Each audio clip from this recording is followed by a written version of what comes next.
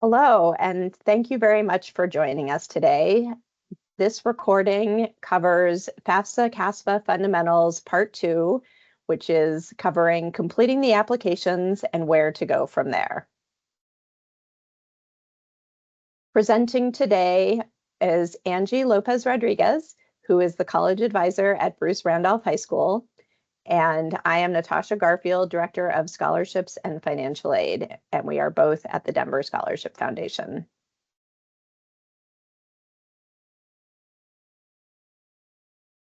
To cover our agenda for today, first, we're going to do a quick reminder about what we covered in Fundamentals Part 1.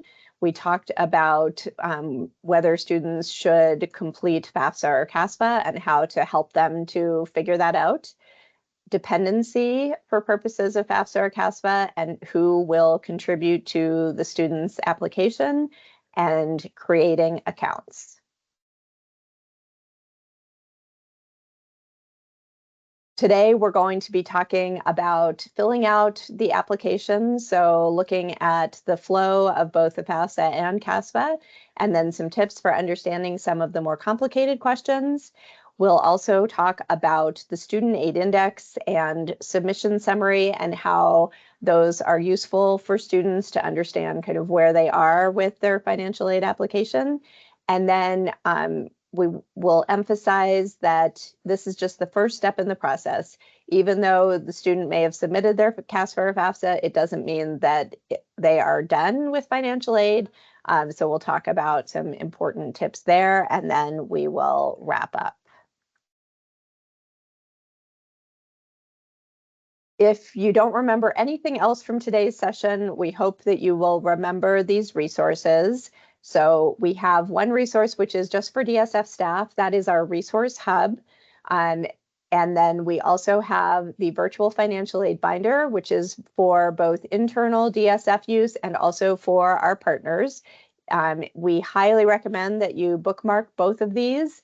The virtual binder in particular has a table of contents document within the folder that you can use to search for any topic that you might be trying to learn more about. You can use Control F to enter your search terms, and then it links to all of the documents and files that you'll find within the folder.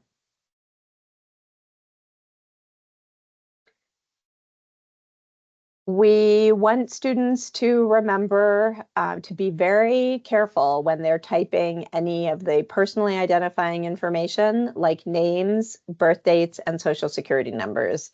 It's worth taking the time to double check how those pieces of information appear on government issued IDs. And definitely not to make any guesses about what the information should be, because it's much easier to take time and enter it correctly at the start than to try to undo mistakes later. That can be a pretty painful process, so it's worth spending the time to get it right the first time. We also want to encourage everyone to read the FAFSA or CASFA questions carefully. Sometimes students have a tendency to move very fast, and they may miss what the question is really asking and select an answer that can impact the amount of aid that they receive. So it's a great idea to just slow down and take the time to make sure that everyone understands what the question is asking for. And then just a reminder that we're not going to be covering every question today.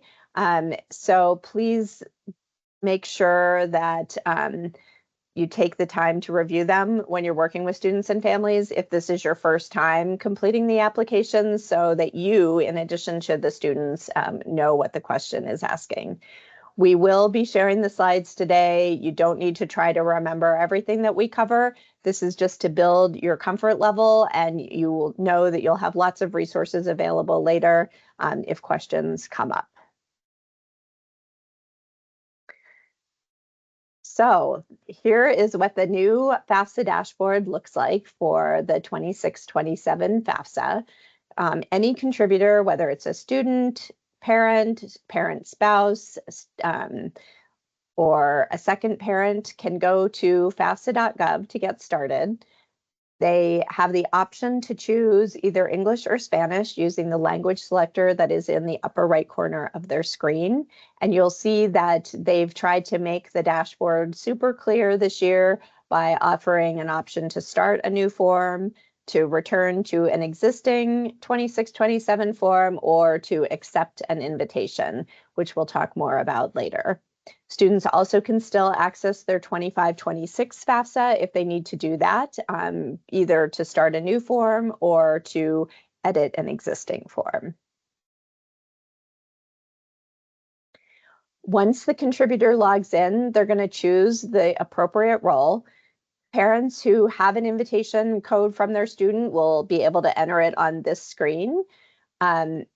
And we want to note that this year, federal student aid is encouraging students to start the form because they have made a lot of improvements to the invitation process, and it will be much, much easier for parents to just join the form that a student has already started. Please encourage all your contributors to pay attention to whose information is being requested in each question, because students will see some questions about their parents and parents will see some questions about their students. So they want to be sure that they know who the question is asking about. Students will be asked for their state of residence. This question also appears for parents. And what it's asking is where the student or parent makes their permanent home. It is not asking anything about immigration status. So for students who are living in Colorado and consider this to be their home, that is what they will enter. Same for when they became a resident. That's really just asking when did they move here with the intention of making it their home. You can use the little I in the circle where the orange arrow is pointing. That is a tooltip that'll open up additional information to explain the question, and you'll find those throughout the FAFSA form. All contributors are required to allow the IRS to transfer tax information to the FAFSA. If they don't provide their consent and approval, the student is not going to be eligible for federal aid. So it's important to remember that parents of dependent students are required to provide information on the FAFSA, even if they don't provide any financial support for the student, and even if they don't have any ability or intention to contribute to the cost of college. Providing consent doesn't mean that the parents are agreeing to pay anything. It just means that they are agreeing to allow the IRS to transfer their information over to the form. If the contributor declines to provide consent, then they're going to see this pop-up that has the orange border, and it tells them that the student is not going to receive aid unless they provide consent and approval. So this is a second chance for them to go ahead and agree, or to pause and take some time to learn more and consider their options.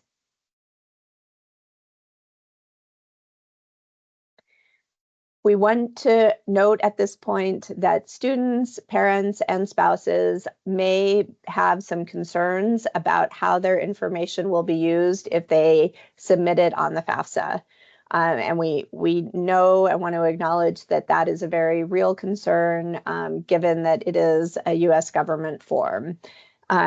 We don't want to push families to move forward without time to process this decision and feel that they have all the information that they need to make up their minds. And we also don't want to create fear if it doesn't exist. So if the family is prepared to complete the FAFSA and they've had an opportunity to ask any questions that they have, then there's no reason to encourage them to feel concerned, but we want to make sure that if they are coming with concerns, that they have all the information they need to make a decision. Federal law does protect how FAFSA information is shared. However, the law allows the U.S. Department of Education to provide information from FAFSA to other federal agencies for law enforcement purposes. So we can't offer any kind of guarantee that FAFSA information will never be used with agencies outside the Department of Education. The best place for families to start if they do have these kinds of concerns is with the FAFSA privacy policy, which is available in English or Spanish. So you can use the links here to open that up and take a look at it with families, and consider whether they might want to take some time to talk among themselves or to potentially talk with an attorney before they decide to create a studentaid.gov account.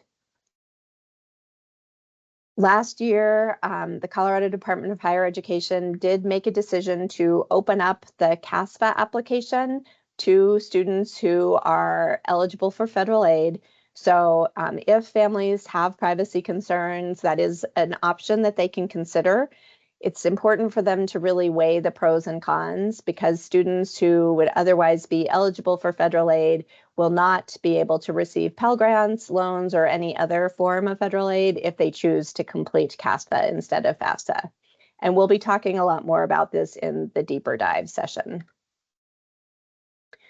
This screen shows what contributors will see as they're waiting for the IRS to transfer their tax information. And then they'll either see a message telling them that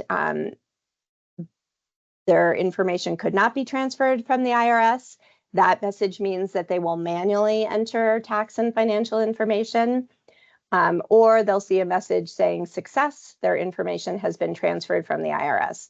It's important to note that they won't see what details were transferred from the IRS, so that's why there is this message, so that they know that yes, the information has been transferred, and only the Department of Education and the colleges will see what was sent over. Contributors without a Social Security number will manually enter their financial information, even if they file taxes with an ITIN. Currently, the system is not set up to transfer tax information for ITIN filers to the FAFSA form. Students will then be asked some questions about what their grade level will be when they start the 26-27 school year. This can be a confusing question for 12th graders because they might have concurrent enrollment credit, or they may even be earning a certificate or associate's degree before they graduate from high school. So we really want them to know that they should select first year freshmen, even if they do have college credit or that initial college credential. And this is because it'll be their first year receiving financial aid, and it'll also be their first year as a full-time college student. The second question asks, will they already have their first bachelor's degree when they begin the 26-27 school year? And if they are currently a 12th grader, then they're going to answer no to this question. We've seen students who accidentally select yes, or indicate that they're going to be in a master's, doctorate, or graduate program, and that will cause them to be incorrectly classified as independent. So really want to encourage students to be careful about how they respond to these questions. Next, students are going to see the personal circumstances questions. These are the questions that determine whether the student will be dependent or independent. Most students, especially 12th graders, are going to be indicating none of these apply, which is the last option here. Remember that, first of all, it's important to encourage students to read over all of these questions to see if any apply to them. What I typically tell them is that if they don't know what the question is asking, then probably it doesn't apply, but they should use the tooltip for more information or ask if they have questions. And an important reminder that students are in a legal guardianship only if it was ordered by a U.S. court, not a notario and not a court in another country. The next set of questions that determine dependency are about whether the student is unaccompanied, meaning they're not living or staying with their parent, and either homeless or self-supporting and at risk of being homeless. This is a place where that information tooltip is very helpful because it provides definitions for each of those terms to help students understand whether they might fall into the category where they'll answer yes. If they do answer yes, they're going to see 2 more questions related to their living situation. And it'll be important for them to know that they will be asked to provide some documentation by the financial aid office, and you can support them in making sure that they have that ready. We do have a McKinney-Vento 101 guide in the virtual binder that you can use to help support students in this process. The final set of questions in the dependency section are about unusual circumstances. Unusual circumstances mean that the student is either unable to contact their parent or it wouldn't be safe for them to contact them. There's a list provided that can be used as a guide. There may be other situations where the student isn't able to contact their parent safely, but what's important to note is that it does not include parents who refuse to provide information.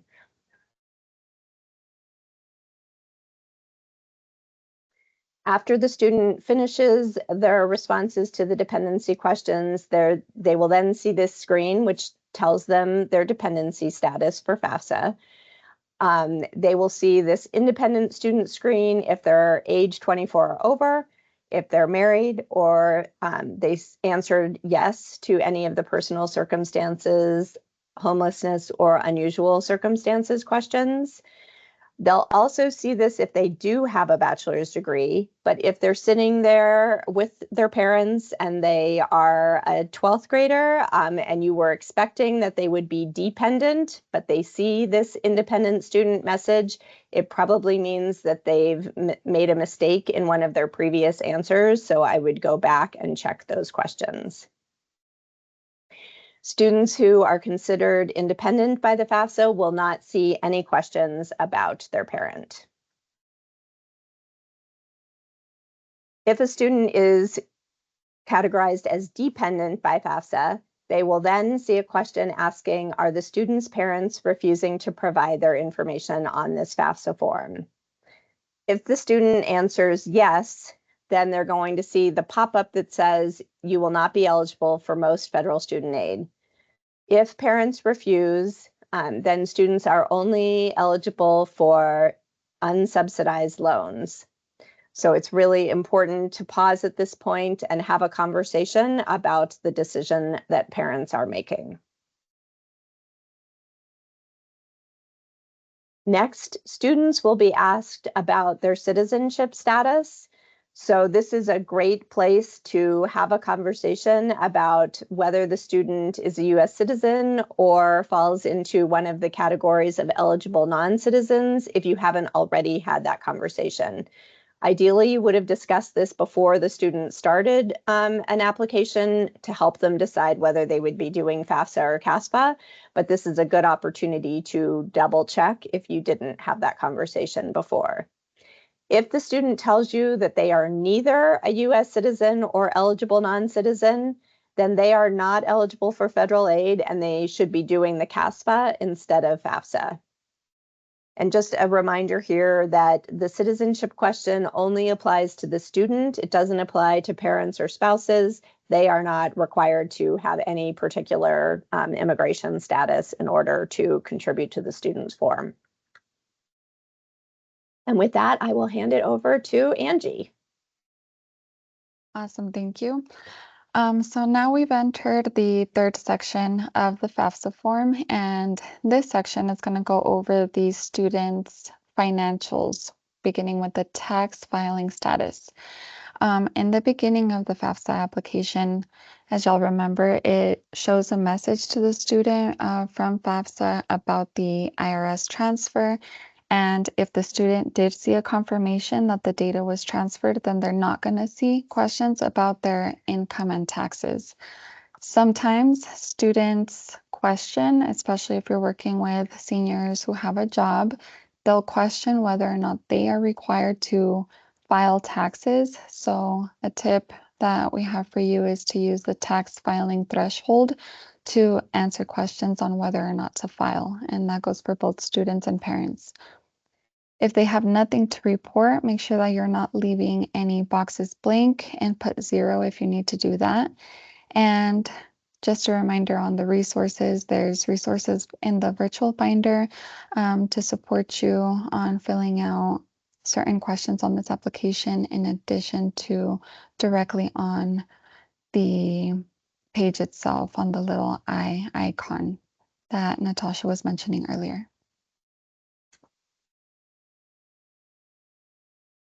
Students are then asked to report how much money they have right now. One of the ways that we like to ask, sorry about that. One of the ways that we like to ask students and families this question is, to answer this question is, after paying bills each month, how much money is left over? So after taking it into account all financial responsibilities for the month, how much money is left over? Whatever that amount is what you enter into that box. If there's nothing to report, once again, you're just gonna keep it at 0. The next section is about adding colleges.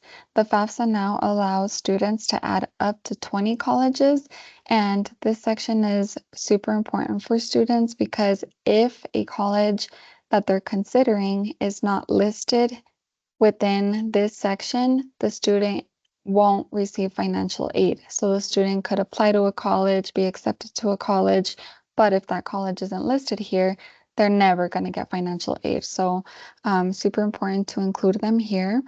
Also, we've got in our resources, we've got Colorado school codes that should make the search much faster.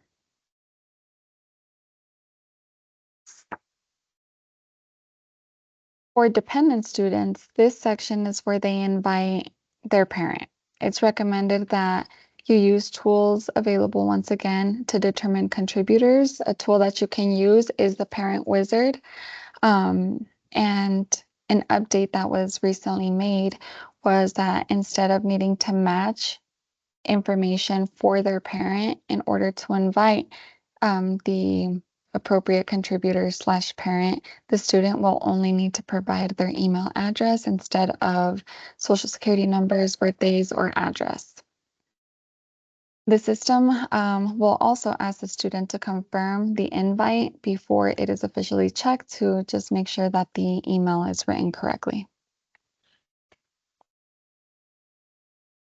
The student will only need to invite one parent, and depending on their situation, if necessary, parent 1 will be then prompted to invite parent 2. But as far as the student goes, it's only one parent. The student can copy the link from this page to send to their parent if their parent doesn't receive the email invite. You can also copy the code to access the form. There's multiple ways to be able to access it.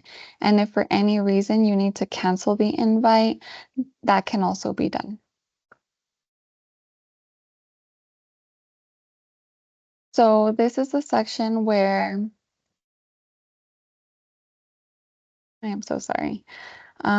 This is the section where students are going to be reviewing and signing. So before the student signs anything, make sure that you encourage them to review all of the information that they entered before officially signing. You can check the status of the parent invitation at the bottom as well. After signing, the student is going to get one of two messages. It's either going to say pending submission, which means that there's still missing information, whether that's from their contributor hasn't finished putting in their information or hasn't officially signed. So they're not going to get the congratulations message until everything is done. You can manage invites if needed. So make sure that students know whether or not they need to do a follow-up on this. If everything is completed the way it needs to be, they will get a congratulations message, but once again, that won't appear until all contributors have completed their sections and signed. So this is what the parent email invitation looks like. They can choose to click accept invitation, which will take them directly to the studentaid.gov website, and that will prompt the parent to log in. If they click accept, the code will automatically be filled in, which is the same code that the student would have given the parent if they didn't go this route. They can also go straight into the website. If the parent already had an FSA ID, they could go straight into the studentaid.gov page and log in and enter the code that their student gives them, or that the email that the parent received gives them. The parent will then be prompted to click accept. And after accepting, they're going to see a message on info about disclosure of federal tax information, and they'll be asked to provide consent and approval. Just a reminder that any contributor, including the parent, if they don't consent, the student won't be eligible for any federal student aid, and that includes free money like the Pell Grant. Also, just another reminder that we're not going to be going through the FAFSA page by page. We're just highlighting the differences from the student section or some questions that might be a little bit more trickier to answer. So now we're in the federal benefits section. Families will check the box if anyone in their family received the benefit. But keep in mind that because we do live in the state of Colorado and Colorado offers free and reduced lunch to all students, that is a benefit that we won't be selecting.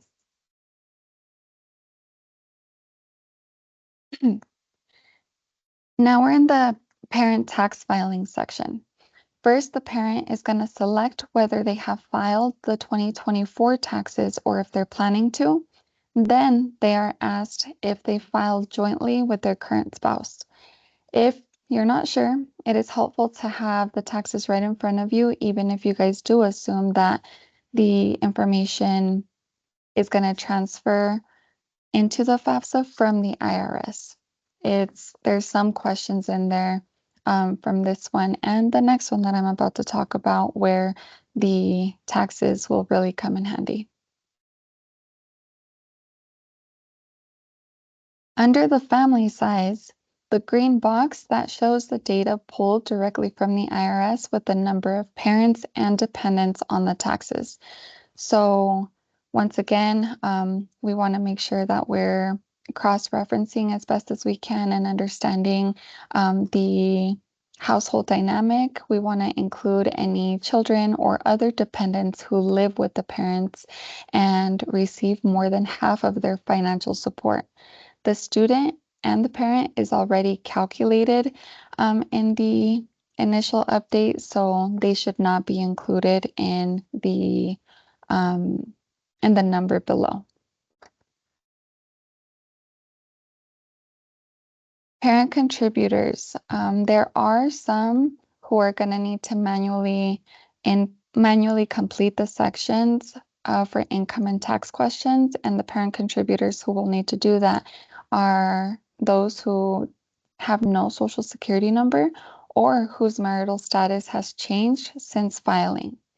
Depending on their financial situations, though, the form may just completely skip the asset questions. But if you do end up needing to answer these questions and you need support, there is a resource in the virtual binder for calculating assets that should support you with that.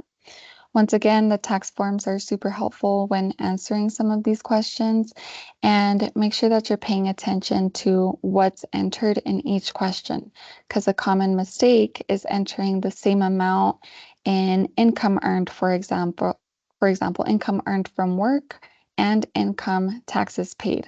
Those two should not be the same number, so just be mindful on what the question is asking.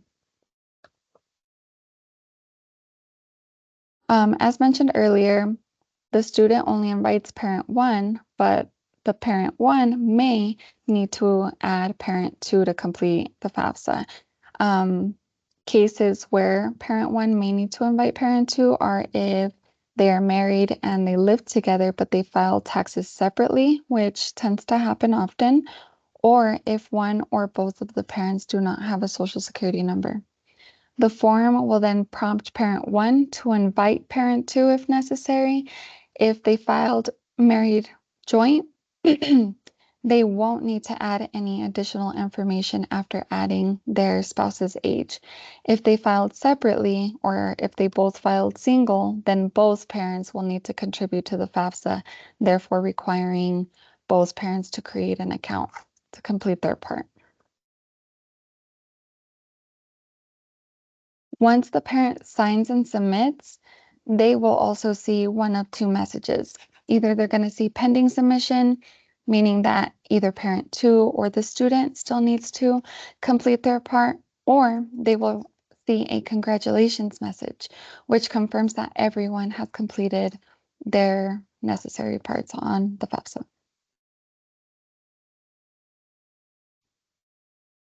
This is what the submission summary looks like. Once a student's FAFSA has been officially processed, they're going to receive an email letting them know that their FAFSA submission summary is ready to review. There's 4 tabs, which the orange arrows here are pointing to. And these 4 arrows make up the summary essentially. The first tab goes over eligibility overview, which provides estimates of federal aid that the student may be eligible for, including Pell Grant and work study. The second tab goes over the FAFSA form answers, where if necessary, you guys can review and for any corrections that may need to happen. The third tab goes into school information, which lists the colleges that were added to the initial FAFSA submission.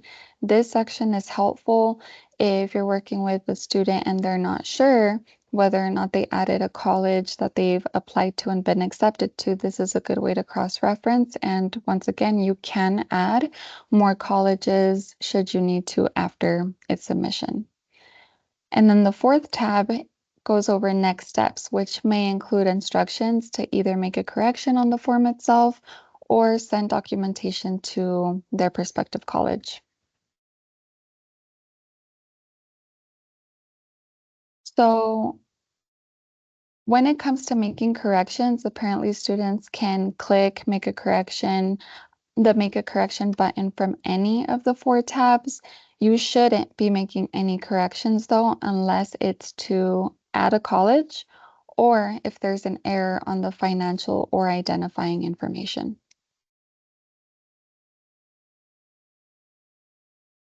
Students will then will also receive an SAI, which stands for the Student Aid Index. This can be found on the Eligibility Overview tab of the submission summary or the CASFA dashboard. Quick tip for this, sometimes competitive scholarships may ask what the student's SAI is, and this is where you would find that number. So what it is it's basically a number that gives colleges an idea of what the student's family's financial need is. It's not a dollar amount that the student or family will need to pay for college. It's just a number that allows them to properly offer them a financial aid award letter. The lower the SAI is, as you can see here, it goes negative 1,500. The lower it is, it basically means that the higher the student need is. All right. Thank you, Angie, for showing us all of those different important questions in the FAFSA. We're now going to turn our attention to CASFA, the Colorado Application for State Financial Aid. As of September 9th, 2025, this form has moved to a new software platform. So it is available for students who want to do a 25-26 CASFA. The 26-27 form will open up on October 1st.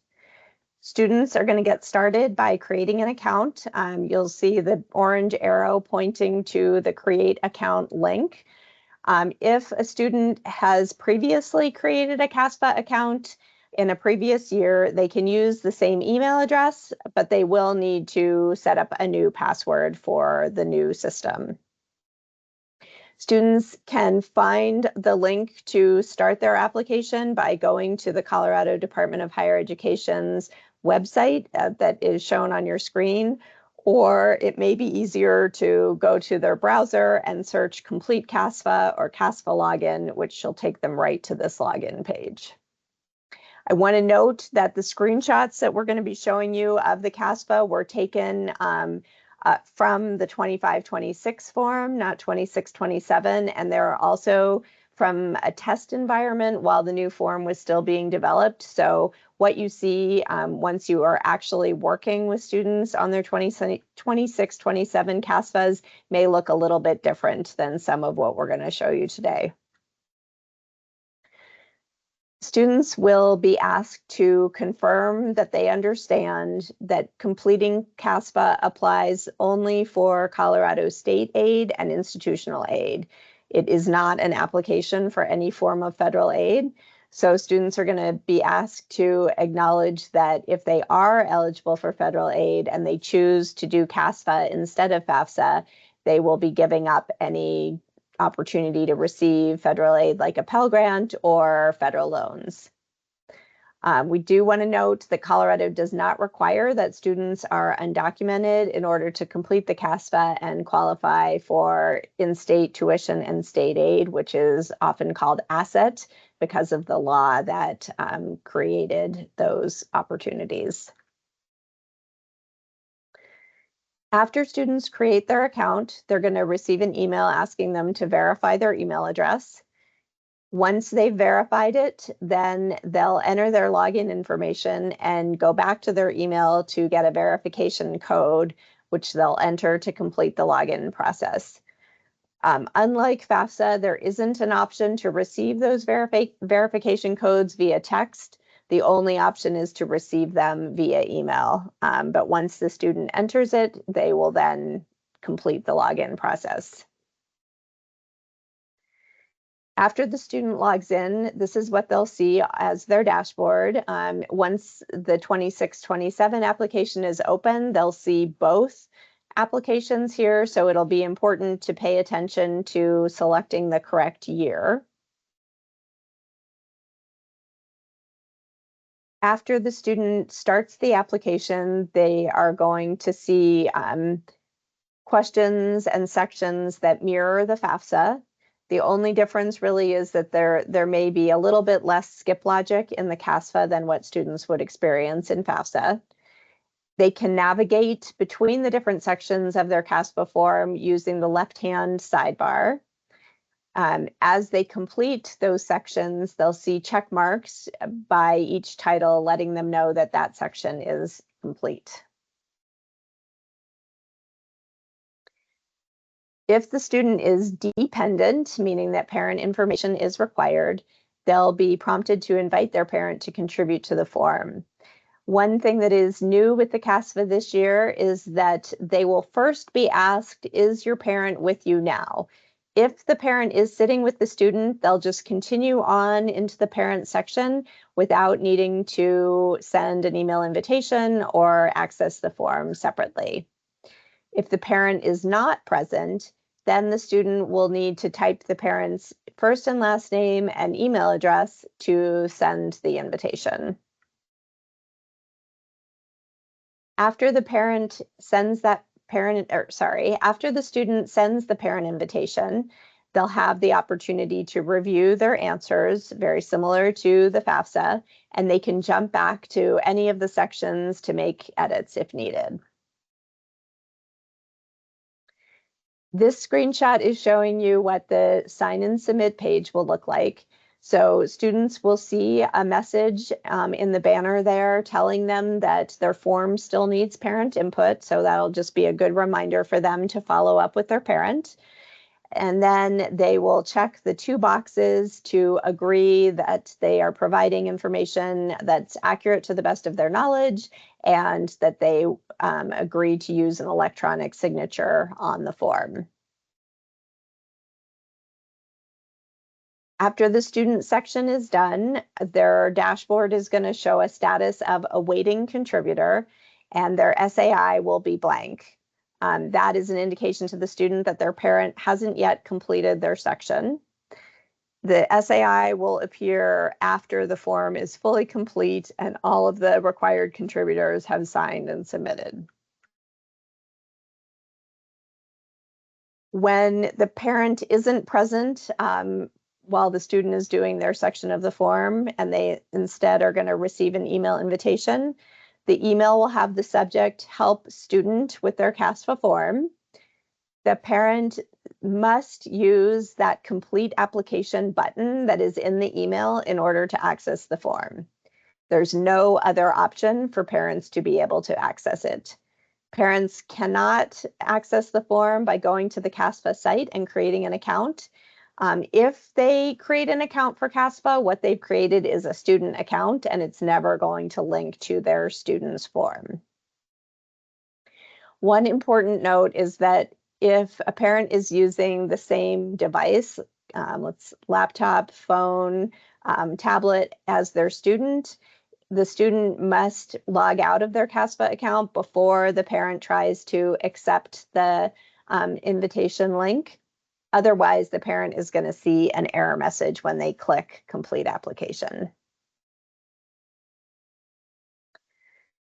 Once the parent does click that complete application button, they will be directed to get a verification code from their email and enter that to access the student's form. The parent is never going to create an account, so they won't be asked to create a username and password. Once they enter that verification code, it's just going to take them directly to the parent section of the CASFA. If the parent completes part of the form but then needs to pause before finishing their section, as often happens because parents are busy, the site is going to automatically log them out. And then if they want to continue to complete the CASFA, the parent will need to go back to that original email invitation and use the complete application link again.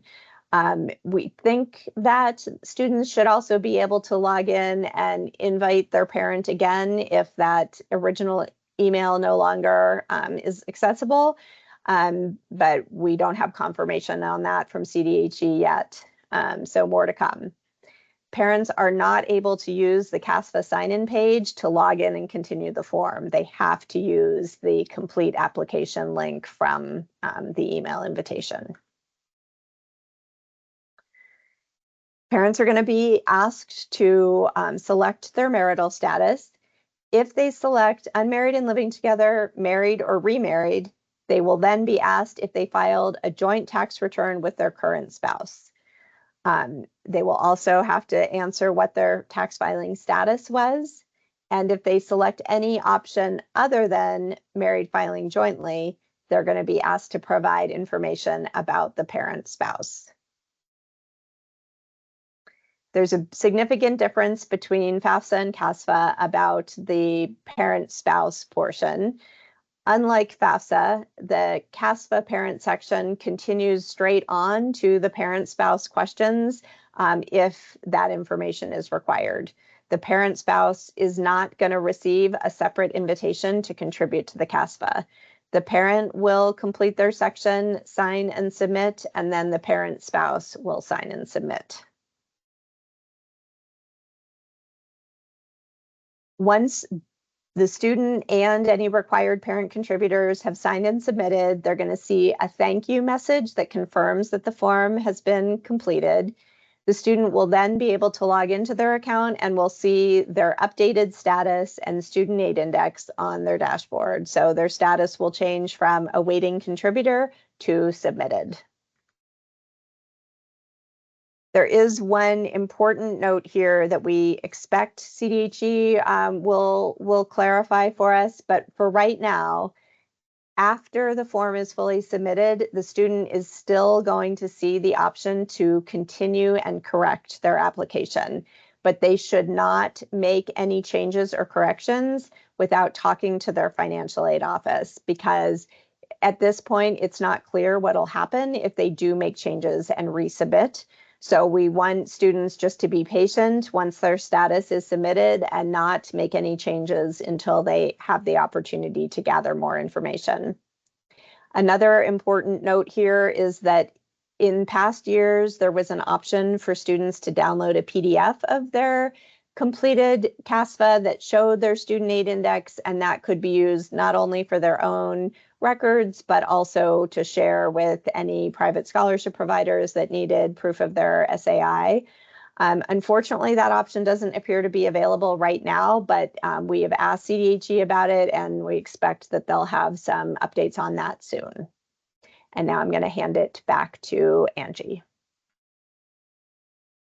Okay, so once the student has officially submitted either the FAFSA or CASFA, they're not done yet. Towards the end of the fall, early spring, that's when students begin to get their acceptance letters from colleges, and follow-up is going to be super important in order to get an official financial aid award offer. This is an example of MSU Denver's acceptance letter, which gives a student their college student ID number, their college student email, and instructions on how to activate that college portal. Every college is going to have different instructions, but essentially we want to make sure we get into those colleges' portals, because that is where we're going to be able to see any financial aid updates. So we're going to want to monitor both the college student email and the college student portal to see if there's any messages or updates from the colleges either requesting more information, which is typically called verification, or just of giving them their official financial aid award offer. These do take a few weeks to process, so the sooner the better. Verification is randomized, but students who can expect to go through the college's financial aid verification process are those with personal or unusual circumstances. Some examples are independent students based on personal circumstances, unaccompanied students, or students who are at risk of being homeless or are homeless, or students with unusual circumstances, such as not being able to contact their parent. This is true for both FAFSA and CASFA, and if you know a student falls under one of those categories, you can definitely expect for them to be verified and can start gathering any documentation that the financial aid office is likely to request, which is typically confirmation of that situation.